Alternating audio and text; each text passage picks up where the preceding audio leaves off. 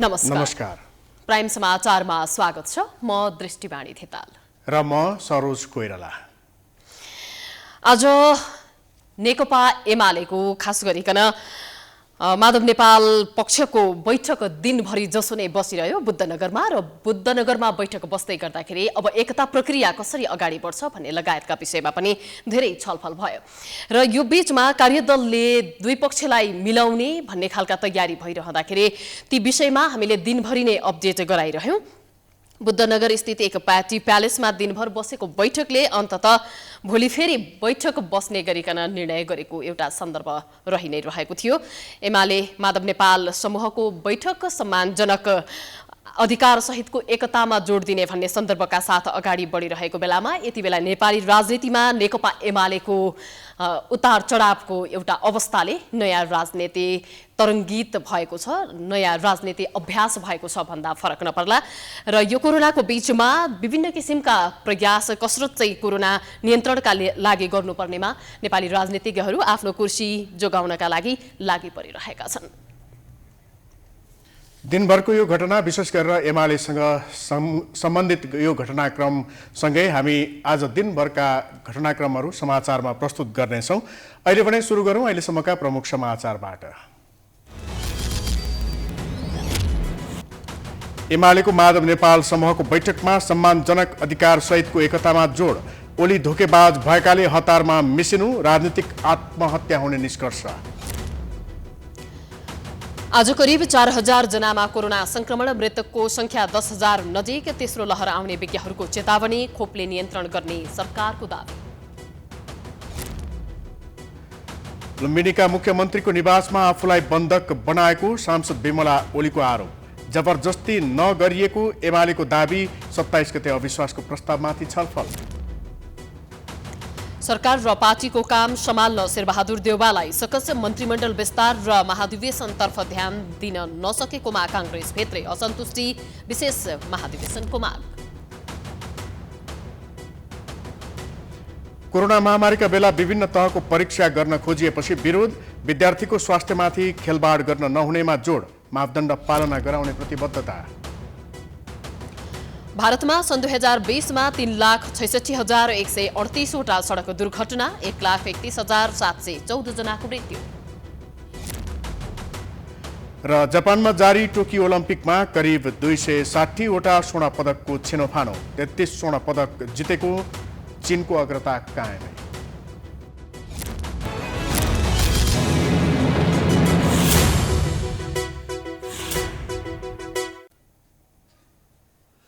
अब समाचार विस्तारमा। नेकपा एमालेको माधव नेपाल समूहको केन्द्रीय सदस्यको बैठकले आज पनि कुनै निर्णय नै नगरी स्थगित भएको छ। बुद्धनगर स्थित एक पार्टी प्यालेसमा दिनभर बसेको बैठक भोलि फेरि बस्ने गरी स्थगित भएको हो।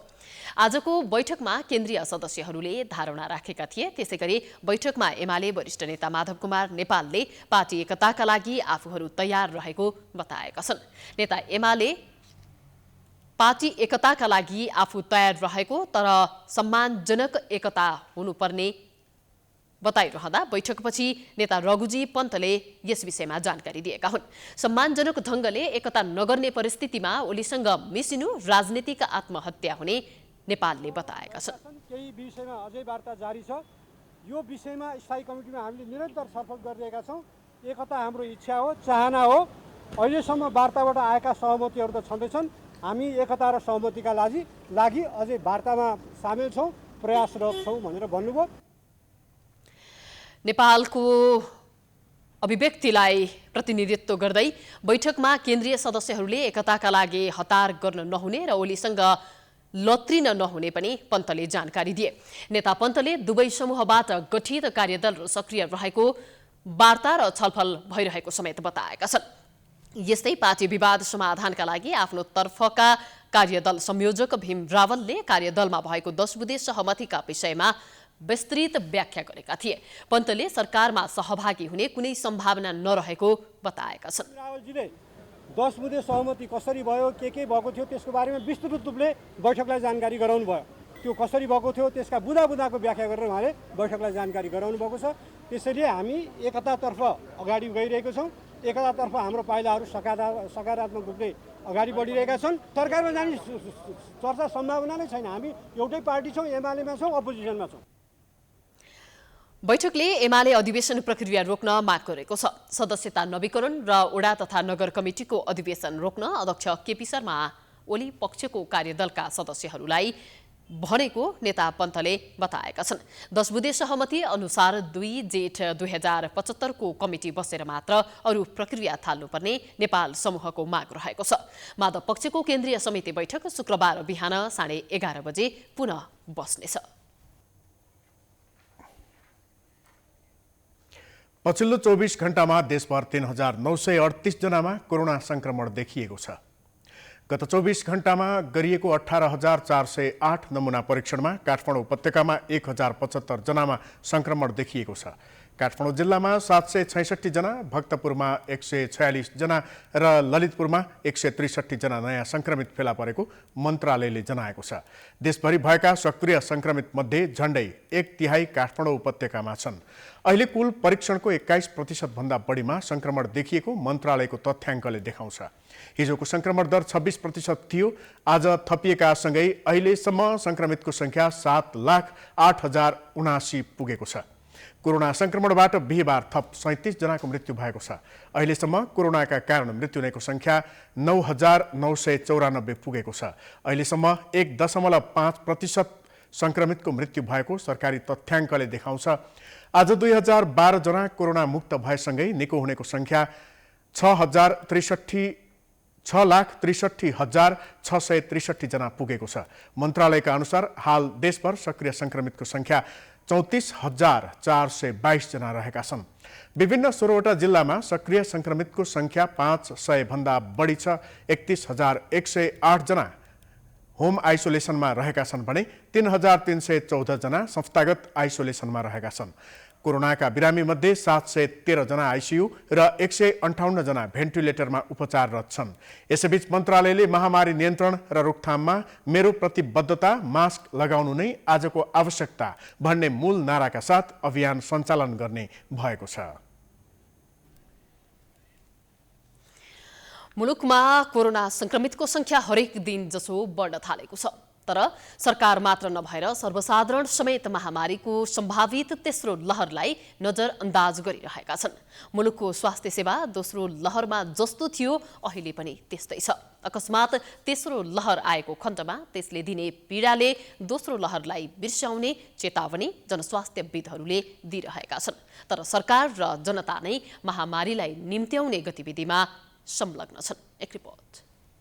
कोरोना संक्रमण झनझन बढ्दो छ। पछिल्लो तथ्याङ्क अनुसार नेपालमा संक्रमितको संख्या बढेर 3,938 पुगेका छन्। तर बुधबार 4,107 जना अर्थात् 43 दिन यताकै उच्च बिन्दुमा संक्रमित भेटिए अनि संक्रमण दर 26.2% पुग्यो। यसअघि जेठ 8 गते 4,522 जना र 9 गते 2,421 जनामा संक्रमण पुष्टि भएको थियो। वैशाख 13 गते काठमाडौँ जिल्लाका 3वटै प्रशासनको संयुक्त बैठकले वैशाख 16 गतेबाट निषेधाज्ञा लगाउने घोषणा गरेका थिए। त्यो दिन 3,556 जनामा मात्रै संक्रमण देखिएको थियो। अहिले संक्रमणको संख्या बढेर दैनिक 4,000 को हाराहारीमा पुगेको छ। यसरी संक्रमण बढ्दै जाने हो भने फेरि पनि निषेधाज्ञा कडाई गर्नुको विकल्प नभएको मन्त्रालयका सहप्रवक्ता समीर कुमार अधिकारी बताउँछन्। हामीले जनजीविकालाई सहज बनाउँदै जनस्वास्थ्यका मापदण्ड पालना गर्दै संक्रमण रोकथाम गर्न सक्छौँ। होइन भने हामी निषेधाज्ञा भएको बेलामा साँच्चै गाह्रो भएको रहेछ जस्तो बुझ्ने। तर अहिले अस्पतालमा गाह्रो हुन थालेको छ, समाजमा चाहिँ हामीले महामारी केही भएको छैन भनेर बुझ्ने हो भने यो अवस्थाले हामीलाई क्षति पनि धेरै बनाउँछ। भोलि हामीसँग गर्न सक्ने उपायहरू पनि धेरै कम हुन सक्छन्। दिनदिनै संक्रमितको संख्या बढेको बढै छ। जनतामा अब सतर्कता हुनुपर्छ भन्ने सोचको अभाव भने देखिएको छ।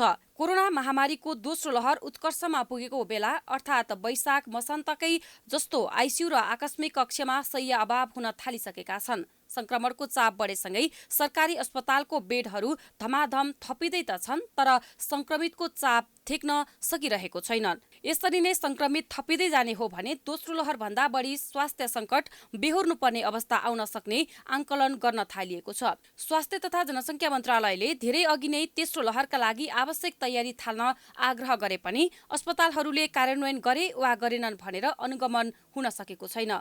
जोखिम बढिरहँदा सम्पूर्ण नागरिकमा खोपको पहुँच पुग्न सकेको छैन। असार पहिलो सातादेखि नै निषेधाज्ञा खुकुलो बनाएपछि 1 महिना अवधिमा कोरोना संक्रमितको संख्या खासै बढेको थिएन, तर साउनको पहिलो सातादेखि संक्रमितको संख्या बढेको छ। अनियन्त्रित भिडभाड, नारा जुलुसको कारण संक्रमण समुदायमा फैलिसकेकोले संक्रमित अझै बढ्ने सरुवारोग विशेषज्ञ डाक्टर शेरबहादुर पुन बताउँछन्। माहौल कसरी बनाएको छ भने सभा सम्मेलन जुलुस यो खोप केन्द्रहरू अहिले अभियानको रूपमा अगाडि बढिरहेको छ।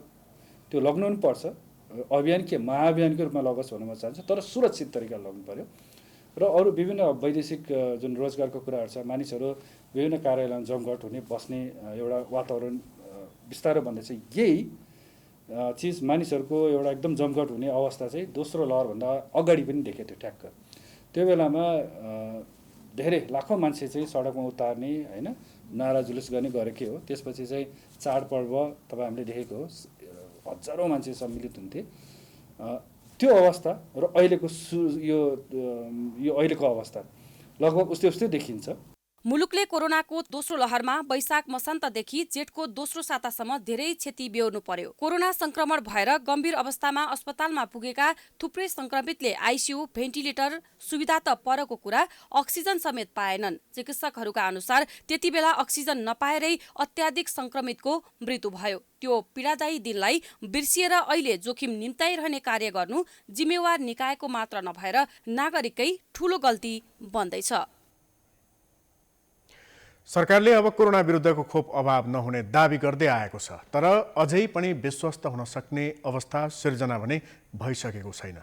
संसदीय समिति पनि कोरोनाको खोप र संक्रमण नियन्त्रणबारे सरकारको ध्यानाकर्षण गराइरहेको छ। एक रिपोर्ट। प्रतिनिधि सभा अन्तर्गतको शिक्षा तथा स्वास्थ्य समितिले सबै नेपालीले कोरोना विरुद्धको खोप लगाउने वातावरण बनाउन सरकारको ध्यानाकर्षण गराएको छ। सिंहदरबारमा बिहिबार बसेको समिति बैठकले कोरोना महामारी नियन्त्रणमा नआएको भन्दै सबै नागरिकलाई खोप लगाउने वातावरण बनाउन स्वास्थ्य मन्त्रालयको ध्यानाकर्षण गराएको हो। बैठकले लक्षित समूहलाई खोप दिने तालिका सार्वजनिक गरे पनि अन्य समूहलाई पनि खोप दिएको र खोपको दुरुपयोग भएको भन्दै मन्त्रालयको ध्यानाकर्षण गराएको समिति सभापति जयपुरी घरतीले बताइन्। त्यस्तै कोरोनाको सम्भावित अर्को लहरलाई मध्यनजर गर्दै अस्पतालमा पर्याप्त आइसियु र भेन्टिलेटरको व्यवस्था गर्न पनि मन्त्रालयलाई सुझाव दिएको छ। कोरोना संक्रमणको उपचारका लागि आवश्यक जनशक्तिको व्यवस्था गर्न मन्त्रालय गम्भीर हुनुपर्ने सभापति घरतीले बताइन्। सबै नेपालीहरूले खोप लगाउन पाउनुपर्छ, त्यसको व्यवस्था चाहिँ गरोस् र यसको कार्यान्वयन गर्ने बेला 2-3 वटा कुरालाई ख्याल गरोस् सरकारले भन्न चाहन्छु।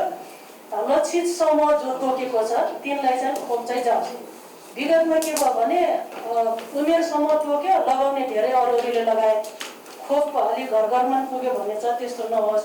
र एउटा फ्रन्ट लाइनमा खट्ने भन्ने छ, जस्तै यो मजदुरहरू घरेलु मजदुरदेखि लिएर सबै श्रमिक गर्दै खोप लगाउनु पर्ने व्यवसायीहरू, शिक्षक, विद्यार्थी लगायत बढी फ्रन्ट लाइनमा जसले काम गर्छ त्यहाँ चाहिँ प्राथमिकताका आधारमा छुट्याएर खोपहरू दिने गरोस् भन्ने म समितिको तर्फबाट सुझाव दिन चाहन्छु। बैठकमा स्वास्थ्य तथा जनसङ्ख्या राज्यमन्त्री उमेश श्रेष्ठले अब दोस्रो डोजको खोप दिने कार्यलाई प्राथमिकता दिइने बताए। दोस्रो डोज खोप नपाएका 13,50,000लाई जापान र भुटानबाट आएको खोप लगाइने उनले बताए। राज्यमन्त्री श्रेष्ठले खोप केन्द्रहरू विस्तार गरेको जानकारी दिए। जसमध्ये चाहिँ अहिले बाँकी भएको जेन्सन चाहिँ करिबन हामीसित 87,000 बाँकी छ।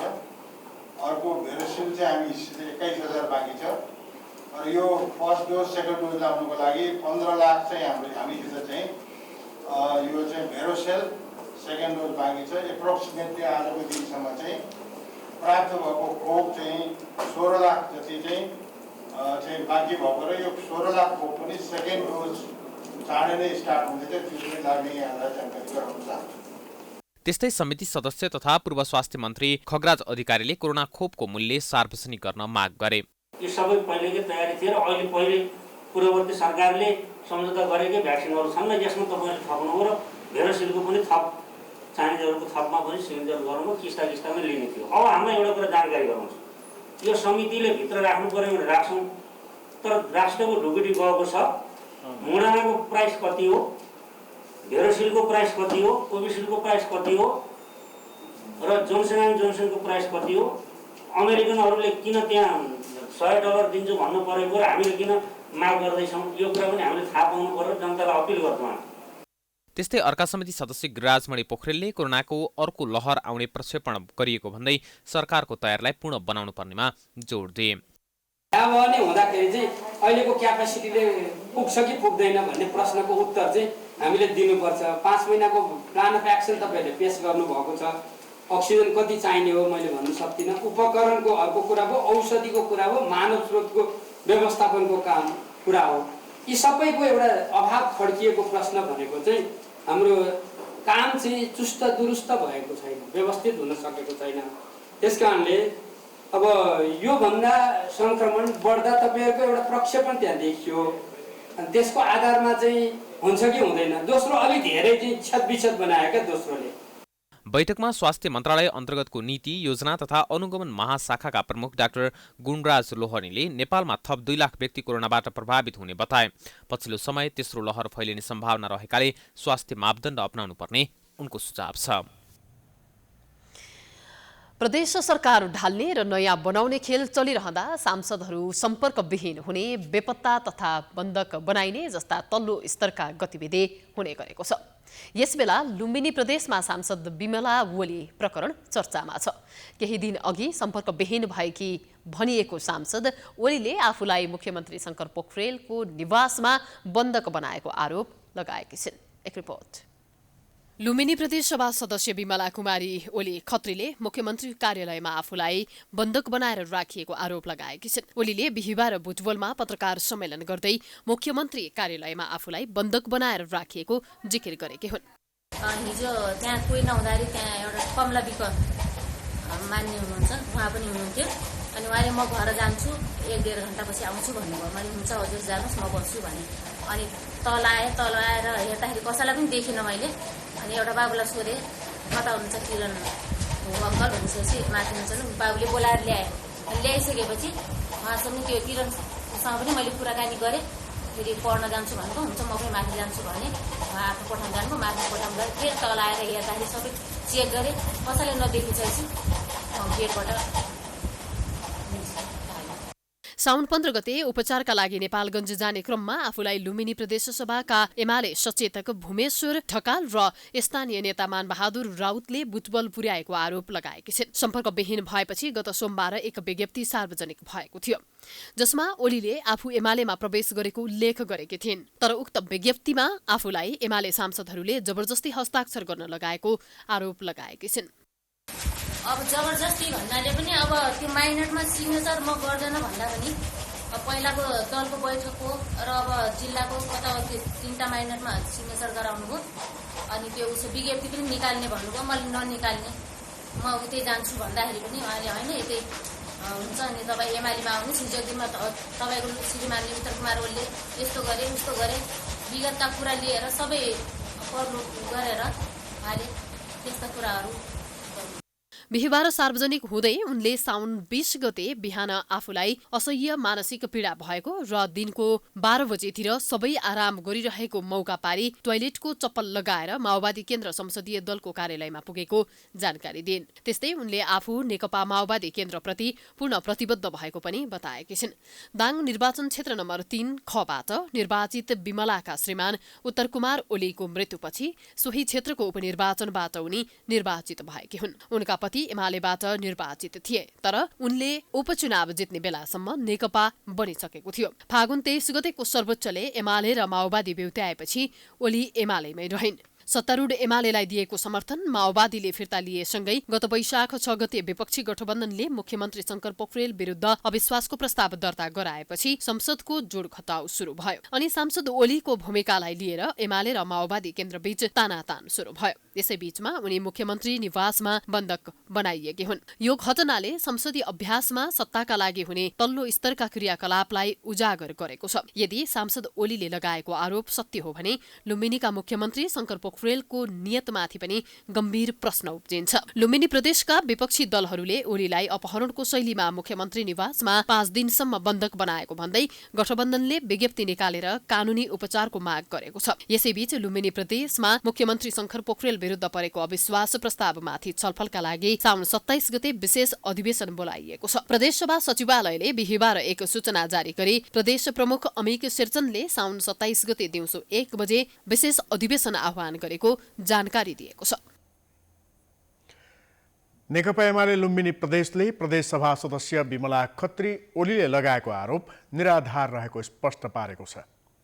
एमाले लुम्बिनी प्रदेश संसदीय दलले बिहिबार गरेको पत्रकार सम्मेलनमा प्रमुख सचेतक भूमेश्वर ढकालले ओलीकै राजी खुसीमा दाङबाट मुख्यमन्त्रीको निवासमा पुर्याएको दावी गरे।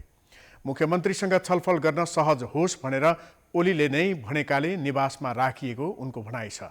उनले एमालेमै फर्किएको विज्ञप्ति पनि ओलीकै इच्छा अनुसार सार्वजनिक भएको जिकिर गरे। त्यो सबै आज अहिलेको वर्तमान राजनीतिक परिस्थितिमा नेकपा एमालेलाई कमजोर बनाउनको निम्ति, नेकपा एमालेलाई बदनाम गर्नको निम्ति गरिएका कुराहरू मात्रै हुन्। सुरुमा उहाँको चाहिँ विज्ञप्ति त आएकै छ, उहाँले आफ्नो तर्फबाट एउटा विज्ञप्ति जारी गर्नुभएको छ। हामीले चाहिँ एउटा माननीय जस्तो मान्छेलाई जबरजस्ती लतारेर जबरजस्ती घसारेर चाहिँ पत्रकार सम्मेलन गर्ने कुरा त भएन होइन। उहाँ जब चाहिँ विज्ञप्ति जारी गरेपछि हामीले भनेका थियौँ एकचोटि प्रेस मिट गरौँ तपाईँलाई, किनभने भोलि पनि तपाईँले पत्रकार त फेस गर्नुपर्छ, तपाईँले आजै गर्नु भने भोलि पनि गर्नुपर्छ, कुनै न कुनै दिन त तपाईँले गर्नैपर्छ।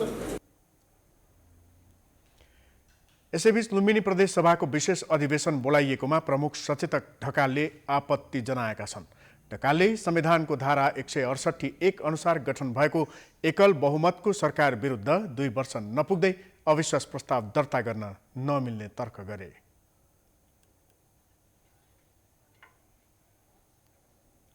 समाचारको सिलसिला जारी छ, हामी विश्रामपछि आउँछौँ।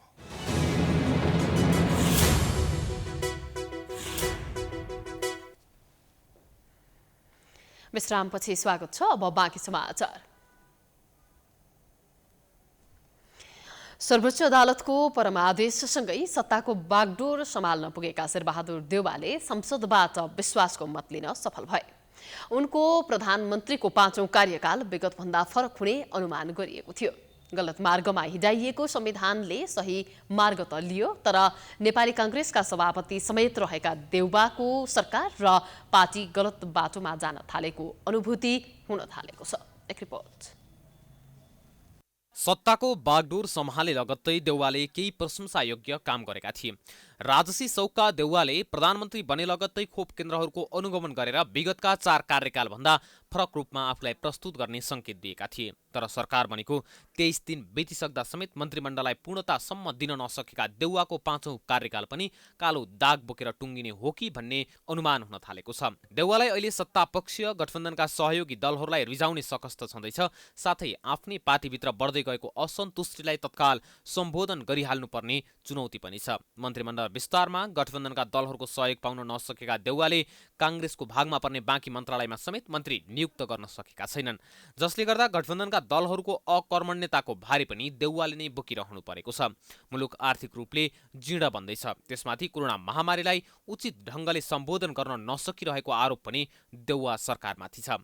आर्थिक वर्ष 2077-78 सकिन मात्र 2 दिन बाँकी रहँदा उनले सत्तारोहण गरेका थिए। तत्कालीन प्रधानमन्त्री केपी शर्मा ओलीको सरकारले अध्यादेश मार्फत ल्याएको बजेटलाई देउवा सरकारले न कार्यान्वयन गर्न सकेको छ, न त प्रतिस्थापन विधेयक नै ल्याउन सकेको छ। साथै मौद्रिक नीति सार्वजनिक गर्न समेत विलम्ब गरिरहेको छ। आफूसहित 5 सदस्यीय मन्त्रीमण्डलमा स्वास्थ्य राज्यमन्त्रीका रूपमा व्यवसायी उमेश श्रेष्ठलाई भित्राएका देउवाको त्यो निर्णयको गठबन्धनभित्र मात्र नभएर आफ्नै पार्टी नेपाली कांग्रेसमा समेत व्यापक विरोध भयो। प्रधानमन्त्रीले श्रेष्ठको नियुक्तिका सम्बन्धमा गठबन्धन दलसँग माफी समेत माग्नु पर्यो। मन्त्रीमण्डल विस्तार हुन नसक्नुमा देउवा मात्र दोषी छैनन्। उनलाई साथ दिइरहेका माओवादी केन्द्र र जसपाले मन्त्री छान्न नसकेको अब्जस समेत उनको थाप्लोमा आएको छ। उता एमालेमा विद्रोह गरिरहेका वरिष्ठ नेता माधव नेपालले समेत देउवालाई झुक्क्याइरहेका छन्। नेपालले कहिले सरकारमा सामेल हुने त कहिले एमाले एकतामै जोड दिने गरेका कारण पनि प्रधानमन्त्रीलाई अप्ठ्यारो परिरहेको छ। उता मन्त्री बन्न लालायत आफ्नै दलका सांसदहरूको चित्त दुखाउँदा फेरि एकपटक काङ्ग्रेस सभापति बन्ने चाहनामा तगारो लाग्ने कुरा पनि उनले बुझेका छन्। त्यसमाथि पार्टीभित्र उनका विरोधी खेमाले समेत मन्त्रीको नाम टुङ्ग्याउन नसक्नुको अब्जस पनि उनले बोकिरहनु परेको छ। प्रधानमन्त्री बनेको 23 दिनमा देउवाले कुनै ठूलो निर्णय गर्न सकेका छैनन्। एकीकृत कोभिड अस्पतालका निर्देशकका रूपमा वीर अस्पतालमा खटाइएका प्राध्यापक डाक्टर जागेश्वर गौतमको विरोध हुन थालेपछि स्वास्थ्य राज्यमन्त्री श्रेष्ठले उनलाई प्रसूति गृह सरुवा गरेका थिए। स्वास्थ्य मन्त्रालयको जिम्मेवारी सम्हालिरहेका आफ्नै राज्यमन्त्रीको निर्णयलाई ठाडै कार्यान्वयन नगर्न आदेश दिएर उनले आफ्नो आगत विगत भन्दा फरक नहुने संकेत दिएका छन्। साथै भूमि आयोग खारेजीसँगै उनले केपी शर्मा ओलीका कार्यकर्ताले खाइरहेको जागिर त खोसेका छन्, तर भूमिहीनहरूको आशामा तुषारापात पनि गरेका छन्। 21 करोड रुपियाँ भन्दा बढी खर्च गरिसकेको आयोगका पदाधिकारीको विकल्प खोज्नुभन्दा खारेजीलाई नै प्राथमिकता दिएर उनले ओली सरकारले गरेका नियुक्तिहरूलाई सदर नगर्ने संकेत पनि दिएका छन्। उनले विभिन्न निकायका पदाधिकारी हटाउने क्रम सुरु गरेर ओलीलाई काउन्टर दिन थालेका छन्। उता नेपाली काङ्ग्रेसको महाधिवेशन मुखैमा आइपुग्दा क्रियाशील सदस्यताको विवाद समाधान गर्न नसक्नु सभापतिमा देउवाको असफल कार्यकालको परिचय बनेको छ। उनले बनाएको क्रियाशील सदस्यता विवाद समितिले 40 लाख रुपियाँ भन्दा बढी खर्च गरेर समेत क्रियाशील विवाद टुङ्ग्याउन नसकेपछि त्यो विवाद सुल्झाउने चुनौती पनि देउवाकै काँधमा आएको छ। उनीसहित रामचन्द्र पौडेल र कृष्ण सिटौलाले विवाद समाधानका लागि बाइको 5 दिनको समय गुजारिसकेका छन्, तर समितिले समाधान गर्न नसकेको विवाद जीवका त्यौं छ। उता रामचन्द्र पौडेल पक्षले त भदौ 23 गतेपछि देउवालाई काङ्ग्रेसको सभापति मान्न नसकिने बताइसकेको छ। भदौ 23 गते अगावै नेपाली काङ्ग्रेसले महाधिवेशन गर्न नसक्दा पार्टीको वैधानिकता नै समाप्त हुनेछ। प्रधानमन्त्रीका रूपमा 4 कार्यकाल अनि काङ्ग्रेस सभापतिको पहिलो कार्यकालमै असफलताको पगरी भिरेका देउवाका आगामी दिनहरू अझै चुनौतीपूर्ण हुने पक्का छ। देउवा सरकारले कोरोना महामारीलाई सम्बोधन गर्न अघिल्लो सरकारको पच्चाप पछ्याउने भन्दा थप अर्को निर्णय गर्न सकेको छैन। आर्थिक समृद्धिको मामिला पनि दात्री संस्थाबाट लिन लागेको ऋणलाई स्वीकार गर्ने भन्दा अर्को फड्को मार्न सकेको छैन। देउवाले न गठबन्धनका दललाई मन्त्रीको नाम उपलब्ध गराउने दबाब दिन सकेका छन्, न त आफ्नै पार्टीका मात्रै मन्त्री बनाउन सकेका छन्। अलोकप्रिय हुँदै जाँदा कुलमान घिसिङलाई फेरि विद्युत प्राधिकरणको कार्यकारी निर्देशक बनाउन विभागीय मन्त्रीलाई निर्देशन दिएर केही दिन जनतालाई अल्मल्याउने काम भने गरेका छन्। नेपाली कांग्रेसका नेता डाक्टर रामशरण महतले यथाशक्य चाँडो सरकारलाई पूर्णता दिनुपर्नेमा जोड दिएका छन्। रिपोर्टर्स क्लब नेपालले बिहिबार काठमाडौँमा गरेको साक्षात्कारमा उनले सरकार गठन भएको लामो समयसम्म पनि पूर्णता पाउन नसक्नु गलत भएको बताए। उनले वर्तमान सरकारले यसअघिको सरकारले गरेका गलत कामलाई खारेज गर्नुपर्ने र कमजोरीहरू सच्याउनु पर्ने सुझाव दिए। सरकारले पूर्णता अहिलेसम्म पाएको छैन। अब चाहिँ मन्त्रीमण्डल नै पूर्णता प्राप्त गरेको छैन। यो चाहिँ गलत हो। यो चाहिँ अलिकति अहिलेको हाम्रो सबैको कमजोरी अब नेपाली काङ्ग्रेस र अन्य पार्टीहरूको चाहिँ एउटा हाम्रो कमजोरी चाहिँ त्यो हो। डाक्टर महतले भदौमै कांग्रेसको महाधिवेशन हुने सम्भावना लगभग समाप्त भएको पनि बताए। अहिलेसम्म क्रियाशील सदस्यताको विवाद टुङ्गो नलागेकाले तोकिएकै समयमा महाधिवेशन हुने सम्भावना नरहेको उनको भनाइ छ। तोकिएकै मितिमा महाधिवेशन हुन नसक्ने भएपछि अब के गर्ने भन्ने छलफल सुरु भएको उनले बताए। आमरण अनसन गर्ने साथीहरू पनि चाहिँ 11-12 दिनसम्म आमरण अनसन गरेको जस्तो पूर्व हाम्रो राष्ट्रपति रामवरण यादवका पुत्र चाहिँ तपाईँको चाहिँ इन्द्र मोहन इन्द्रमोहनजी जो इन्द्रमोहन यादव जो पहिला सांसद पनि हुनुहुन्थ्यो, निर्वाचित सांसद पनि हुनुहुन्थ्यो। उहाँले पनि 11 दिनसम्म चाहिँ आमरण अनसन भयो अनि हामी नै गएर चाहिँ उहाँलाई चाहिँ आग्रह गरेर चाहिँ अब तपाईँ चाहिँ यो आमरण अनसन अन्त्य गर्नुहोस्, तपाईँका मागहरू निश्चित रूपमा चाहिँ पुरा हुने सम्भावना छ, हामीलाई विश्वास छ। स्ट्रिक्टली विधिपूर्वक निर्णय हुन्छ। पार्टी सभापतिले पनि विधिपूर्वक निर्णय न्यायपूर्वक गराउने भनेर चाहिँ अब आश्वासन गर्नुभएको छ भनेर चाहिँ उहाँलाई पनि उहाँले गर्नुभयो। त्यस्तै सरकारले जतिसक्दो चाँडो पूर्ण बजेट ल्याउनु पर्ने पनि उनले बताए। यसअघि अध्यादेशबाट ल्याइएको बजेटलाई प्रतिस्थापन गर्नका लागि पनि नयाँ पूर्ण बजेट ल्याइनुपर्ने पूर्व अर्थमन्त्री समेत रहेका महतको भनाइ छ। नेकपा एमालेमा क्रियाशील भएका स्थानीय तहका जनप्रतिनिधिहरूलाई पुनर्बहाली गर्ने सर्वोच्च अदालतको अन्तरिम आदेश खारेज गर्ने माओवादी अध्यक्ष पुष्पकमल दाहालको भ्याकेट निवेदन खारेज भएको छ। न्यायाधीशहरू आनन्द मोहन भट्टराई, बम कुमार श्रेष्ठ र मनोज कुमार शर्माको इजलासमा माओवादी अध्यक्ष प्रचण्डका भ्याकेट निवेदनहरूमाथि एकमुष्ट सुनवाई गर्दै अन्तरिम आदेश खारेज गर्ने सम्बन्धी माग तत्काल अस्वीकार गरिएको हो। सर्वोच्च अदालतको फागुन 23 को फैसलापछि एमाले रोजेका विभिन्न जिल्लाका मेयर, उपमेयर, गाउँपालिकाका पदाधिकारीहरूलाई माओवादी केन्द्रले कारबाही गरी निर्वाचन आयोगबाट पदमुक्त गराएको थियो। पदमुक्त भएका जनप्रतिनिधिहरूलाई सर्वोच्च अदालतले अन्तरिम आदेश मार्फत पुनर्बहाली गरेकोमा माओवादी अध्यक्ष दाहालले अन्तरिम आदेश खारेजीको माग लिएर अदालत गएका थिए। वडा अध्यक्षदेखि मेयरसम्मका 14 जना जनप्रतिनिधि माओवादी छोडेर एमाले भएका थिए।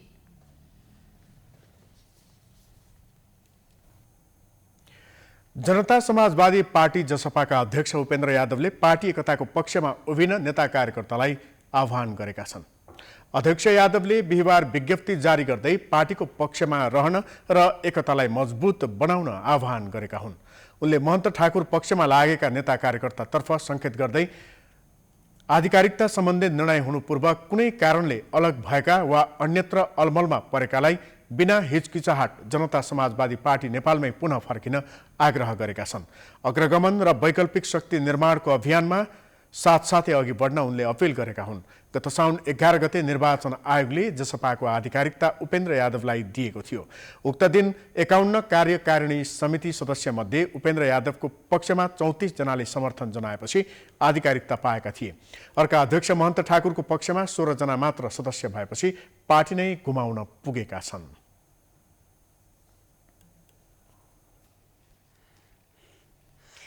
भूकम्पपछिको पुनर्निर्माणको बाँकी काम समयमै सम्पन्न गर्न संसदीय समितिले सरकारलाई निर्देशन दिएको छ। सिंहदरबारमा बिहिबार बसेको प्रतिनिधि सभा अन्तर्गतको विकास तथा प्रविधि समितिले राष्ट्रिय पुनर्निर्माण प्राधिकरणले अहिलेसम्म निजी आवास, विद्यालय, स्वास्थ्य संस्था, सरकारी भवन, सडक, खानेपानी लगायतका संरचनाको उल्लेखनीय काम गरेको भन्दै बाँकी कामका लागि आवश्यक स्रोत र जनशक्ति उपलब्ध गराउन प्रधानमन्त्री तथा मन्त्रीपरिषदको कार्यालयलाई निर्देशन दिएको हो। बैठकले हालसम्म निर्माण भएका संरचनाको संरक्षणका लागि स्रोत सुनिश्चित गर्न प्राधिकरण र सरकारलाई निर्देशन दिएको छ। समितिका सभापति कल्याणी खड्काले एकातिर कोभिडको असर र अर्कातिर राजनीतिक परिवर्तनले प्रभाव पार्दा पार्दै पनि प्राधिकरणले राम्रो प्रगति हासिल गरेको बताइन्। कोभिड देखेका छौँ, विभिन्न खालका त्यहाँका अप्ठ्याराहरू देखेका छौँ, त्यसका बावजुद पनि प्राधिकरणले जुन ढङ्गले आफ्नो कामलाई सफलतापूर्वक काम सम्पन्न गरेको छ, मलाई के लाग्छ भने यहाँ आइपुग्दासम्म केही कामहरू बाँकी छन्, तर हामी आइकन सुरुवात भएका कामहरू पनि अन्तिम चरणमा उहाँले पुर्याइसक्नु भएको छ। अहिले पनि निजी आवास लगायतका ग्रामीण खानेपानी लगायतका चाहिँ स्कुल भवनका यी कुराहरूलाई उहाँले टुङ्गो लगाइसक्नु भएको अवस्था छ। बैठकमा प्राधिकरणका प्रमुख कार्यकारी अधिकृत सुशील गेवालीले प्राधिकरणको थपिएको अवधि सकिदासम्म निजी आवास निर्माण 100% सम्पन्न हुने बताएका छन्। कोभिडको त्रासले गर्दा धरहरा नागरिकका लागि खुल्ला नगरिएको पनि उनले जानकारी दिए। गर्नुपर्ने देखियो, अरू सुरक्षित देखियो वा प्रोटेक्सन मेजर्स गरेर गर्नुपर्ने भएन। त्यसमा त्यस्तो छैन। हामी जति प्राधिकरणले गर्नुपर्ने जोखिम बसी छ त्यसको सबै हामीले सिकायौँ। तर एउटा विषय छ जस्तो अहिले नै पानी पहिरो विघटन ढङ्गले चाहिँ आइरहेको छ। कति हाम्रो मकराई क्षेत्रमा पनि त्यो पहिरोले गर्दाखेरि समस्या भइरहेको छ। अब त्यसको निम्ति निर्देश समिति र चाहिँ विपद व्यवस्थापन प्राधिकरणको परामर्श परिषदले के निर्णय गरेको छ भने अब चाहिँ पुनः प्राधिकरणले हात हालेर चाहिँ काम गर्ने होइन। विपद व्यवस्थापन प्राधिकरण चाहिँ स्थापना भइसकेको स्थिति भएको हुनाले त्यहाँबाट चाहिँ यो बाँकी यदि कुनै चाहिँ नयाँ पहिरो भयो, जस्तो मेलम्चीमा अहिले चाहिँ समस्या परिरहेको छ, पहिला 12-20मा त्यस्तो भयो, लिनीमा चाहिँ पोहोर साल पहिरो भयो, यो काम चाहिँ विपद व्यवस्थापन प्राधिकरणलाई चाहिँ गर्ने गरेर चाहिँ निर्णय नै भइसकेको अवस्था छ। बैठकमा समिति सदस्यहरूले कतिपय स्थानमा अझै पनि गुनासो सम्बोधन हुन बाँकी रहेकाले त्यसलाई चाँडो टुङ्गोमा पुर्याउनु पर्नेमा जोड दिएका थिए।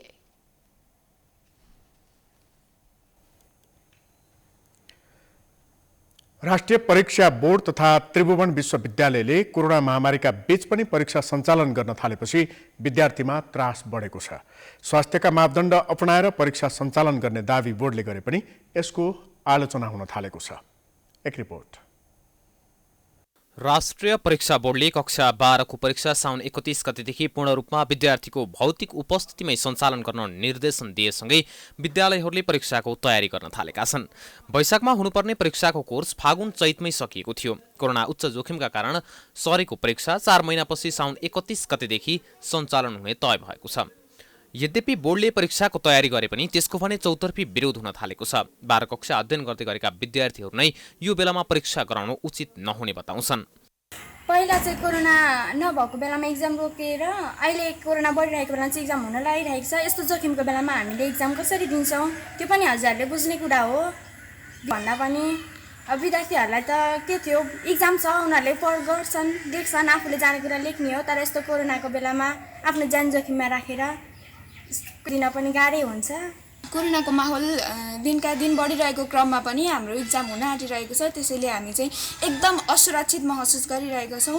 त्यसैले हाम्रो लागि चाहिँ हामीलाई यो भर्चुअल एक्जाम भनौँ न, अब फिजिकल एक्जामलाई भन्दा पनि बेसी महत्त्व चाहिँ हामीलाई अनलाइन एक्जाम गराइदिँदा चाहिँ धेरै राम्रो हुन्छ भन्ने, त्यो टाइममा चाहिँ त्यतिखेर चाहिँ हामी सुरक्षित हुन्छौँ। विद्यार्थी तथा शिक्षकले कोरोना विरुद्धको खोपको सुनिश्चितता गर्नुपर्ने माग अगाडि सारे पनि त्यो माग सम्बोधन हुन सकेको छैन। कोरोनाको तेस्रो लहर आउने चेतावनी विज्ञहरूले दिए पनि त्यसलाई परीक्षा बोर्ड र त्रिभुवन विश्वविद्यालयले बेवास्ता गरिरहेको छ।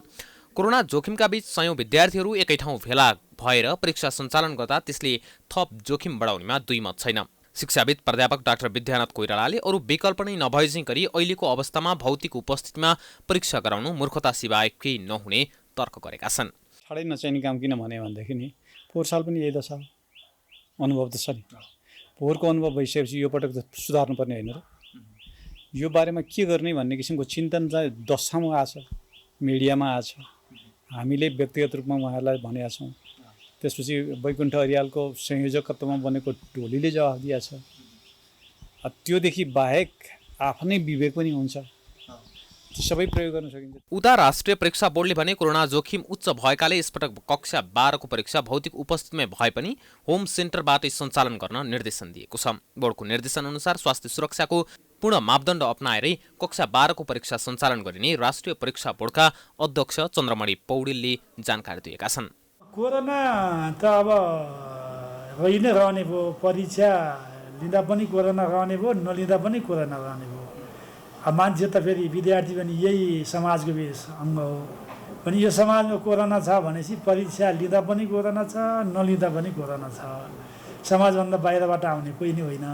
त्यस कारणले अब यो हाम्रो जीवन सँगसँगै जाने भयो कोरोना। त्यस कारणले हामीले अब यसलाई कोरोना हटेपछि परीक्षा लिउँला भनेर अब सोच्न चाहिने उचित हुन्छ जस्तो लाग्दैन हामीलाई। त्यस कारणले स्वास्थ्य सम्बन्धी सबै प्रोटोकलहरू पालना गरेर परीक्षा र पठन पाठनका गतिविधिहरू सञ्चालन गर्नुपर्छ भनेर हामीलाई लाग्यो। गत जेठमा तय गरिएको परीक्षा कोभिड-19 को संक्रमण उच्च भएपछि स्थगित भएको थियो। बोर्डले जिल्लास्थित बोर्ड कार्यालयहरूसँग परामर्श गरी परीक्षा सञ्चालन गर्ने तयारी गरेको हो। तर यसरी लामो समयदेखि विद्यालय जान नपाएका र घरमै बसेर अध्ययन गरिरहेका विद्यार्थीहरूका लागि अकस्मात परीक्षाको तालिका सार्वजनिक हुँदा केही अप्ठ्यारो अवस्था सिर्जना भएको छ। समाचारको सिलसिला जारी छ। हामी विश्रामपछि आउँछौँ।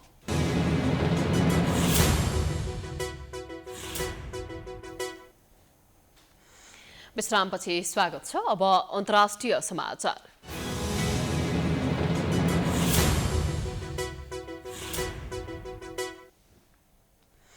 भारतमा सन् 2020 मा 3,66,138 वटा सडक दुर्घटना भएको पाइएको छ।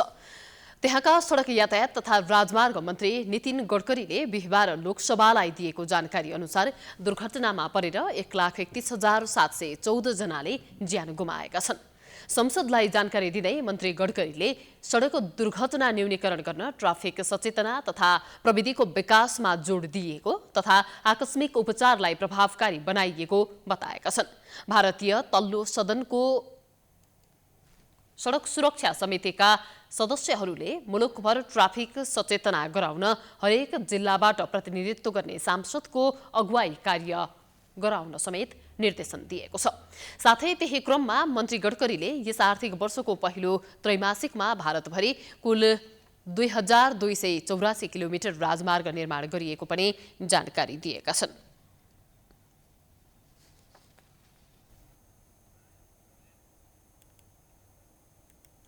अब खेलकुद समाचार।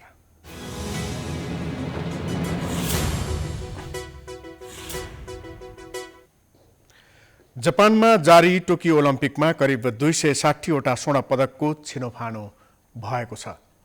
अहिलेसम्म रसियन ओलम्पिक टिमसहित कुल 59 राष्ट्रले स्वर्ण पदक जितेका छन्। पदक तालिकामा चीन शीर्ष स्थानमा यथावत रहेको छ। चीनले 33 स्वर्ण पदकसहित कुल 73 पदक जितेको छ। दोस्रो स्थानको अमेरिकाले 27 स्वर्ण पदकसहित कुल 87 पदक जितेको छ। यस्तै तेस्रो स्थानको जापानले 21 स्वर्णसहित कुल 44 पदक जितेको छ। अस्ट्रेलिया 17 स्वर्णसहित कुल 39 पदक जितेर चौथो स्थानमा रहेको छ। रसियन ओलम्पिक टिम 16 स्वर्णसहित कुल 56 पदक जितेर 5औं स्थानमा रहँदा बेलायतले 16 स्वर्णसहित 50 पदक जितेर 6औं स्थानमा रहेको छ।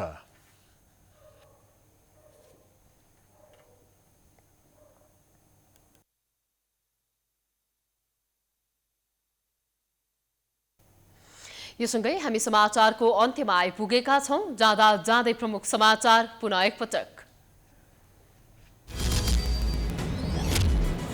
एमालेको माधव नेपाल समूहको बैठकमा सम्मानजनक अधिकार सहितको एकतामा जोड। ओली धोकेबाज भएकाले हतारमा मिसिनु, राजनीतिक आत्महत्या हुने निष्कर्ष।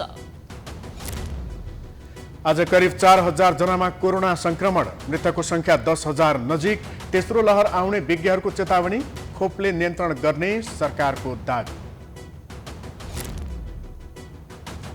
लुम्बिनीका मुख्यमन्त्रीको निवासमा आफूलाई बन्धक बनाएको सांसद विमला ओलीको आरोप। जबरजस्ती नगरिएको एमालेको दाबी। 27 गते अविश्वासको प्रस्तावमाथि छलफल।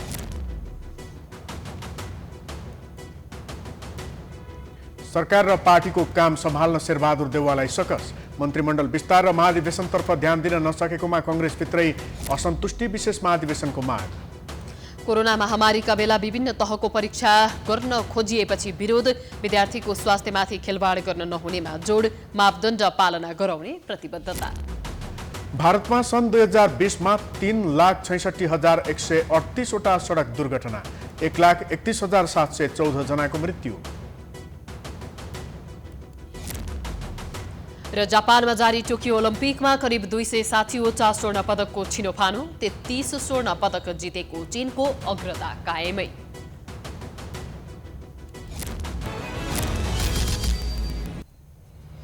समाचार अहिलेलाई सकियो। यसपछिको प्रस्तुति जनता जान्न चाहन्छन् ऋषि धमलाको साथमा। हेर्दै गर्नुहोला प्राइम टाइम्स टेलिभिजन। नमस्कार।